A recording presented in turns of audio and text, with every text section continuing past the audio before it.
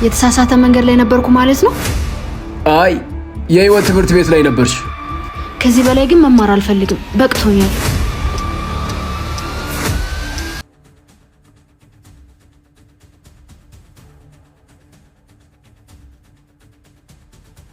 የተጎዳ ሰው ግን ምንድነው መድኃኒቱ? ትምህርት እንጂ መጎዳት የሚባል ነገር የለም። በነበሩት ፍቅረኛዎች የተጎዳሁት፣ የተካርኩት፣ የተሰቃየሁት ለትምህርት ነው? አዎ፣ ግን አንቺ የተደጋገመብሽ በአንዱ መማር ስላልቻልሽ ነው።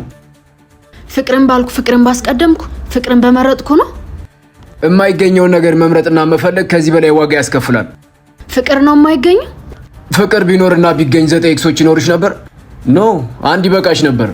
ፍቅር የሚባለው ነገር ወይ ከፈጣሪ ጋር አብሮ ተሰቅሏል ወይ ደግሞ ከሳጥናኤል ጋር አብሮ ተቆልፎበታል። አንተ ግን ፍቅረኛ አለ? አዎ አለኝ፣ ግን ከእሷ ሰላምና ፍቅርን ታማኝነትን አልጠብቅም። ልብህን ሰጥተሃታል?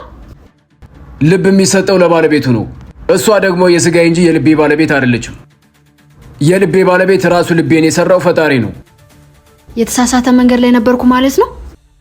አይ የህይወት ትምህርት ቤት ላይ ነበርሽ። ከዚህ በላይ ግን መማር አልፈልግም፣ በቅቶኛል።